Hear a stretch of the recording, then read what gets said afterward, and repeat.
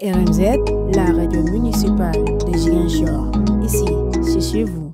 Voilà, moi je pense que c'est un acte administratif purement réfléchi, parce que vous savez, depuis la création du Centre national de la formation publique locale de la formation, il était impératif aussi pour ses membres de faire une tournée au niveau national pour imprégner d'abord les travailleurs des collectivités territoriales et les élus par rapport aux missions qui sont assignées à ce Centre national de la fonction publique locale, qui a été créé depuis 2021. Aujourd'hui, il y a une série de tournées qui a démarré à Tambacounda. Aujourd'hui, nous sommes à Ziguinchor et on le fera incessamment à Dakar et on fera toutes les 14 régions du Sénégal. Donc c'est pour mieux imprégner non seulement les élus, des missions qui sont assignées au Centre national de la fonction publique locale, mais aussi les travailleurs qui officient dans les collectivités territoriales du Sénégal.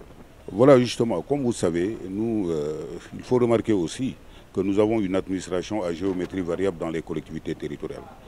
Et l'absence de ressources humaines, de gestion de ressources humaines au niveau des collectivités territoriales, mais est devenu récurrent. Parce qu'aujourd'hui, il est fort de constater qu'aujourd'hui, dans les collectivités territoriales, mais il n'y a pas une bonne gestion des ressources humaines. Et cela, justement, on doit le rectifier parce que pour la seule et simple raison qu'aujourd'hui, il y a beaucoup de travailleurs des collectivités territoriales, mais qui ne savent même pas à quel sein se vouer. Donc, pour la seule et simple raison que leur recrutement, justement, n'est pas en conformité avec les lois et règlements du pays. Je vous donne un exemple. Vous allez dans une collectivité territoriale parce que vous devez comprendre aussi que les collectivités territoriales ne sont rien d'autre que des démembrements de l'État. Ils doivent avoir les mêmes émoluments que les agents de l'État. Mais aujourd'hui, vous allez dans une collectivité territoriale, mais malheureusement, ce qui se passe, c'est qu'il y a des travailleurs qui sont utilisés et soumis au Code du travail, ce qui n'est pas normal.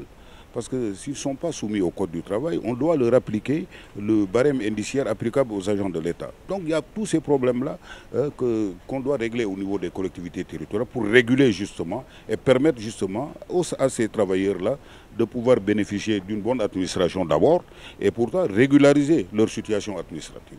Mais vous savez, l'administration, elle est écrite et sous ce rapport, nous n'avons aucune crainte à nous faire. Parce que ce n'est pas le ministre qui a signé aussi, il faut qu'on soit clair. C'est le gouvernement du Sénégal qui a signé.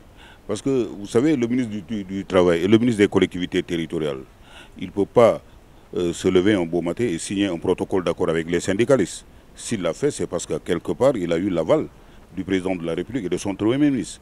Donc aujourd'hui, je pense que cette lettre circulaire-là fait foi, parce que c'est le gouvernement du Sénégal qui s'est engagé à justement réparer cette injustice, parce que c'est la réparation d'une injustice au travers des collectivités territoriales. Nous sommes dans le processus et le processus va continuer. De toute façon, ce qui a été, en tout cas les termes contenus dans le protocole d'accord vont être respectés. Tous les accords contenus sur ce protocole vont être respectés. Parce que nous sommes là, nous allons y veiller scrupuleusement. Nous ne sommes pas là encore pour dormir sur nos lauriers, parce que nous estimons que depuis 3 années, vous l'aurez remarqué, nous avons fait des grèves répétitives au niveau des collectivités territoriales pendant 3 ans. Aujourd'hui, nous avons une lettre circulaire, mais nous allons nous battre aussi pour que les termes, les accords contenus dans cette lettre circulaire-là soient respectés. Les augmentations vont être payées, parce que nous sommes dans un État et je pense que l'État ne peut pas s'engager pour du bidon. Quand l'État va jusqu'à prendre une lettre circulaire, signer un protocole d'accord avec les travailleurs, c'est parce que tout simplement, mais ils vont procéder au paiement. RMZ, la radio municipale de Ziguinchor. Ici, c'est chez vous.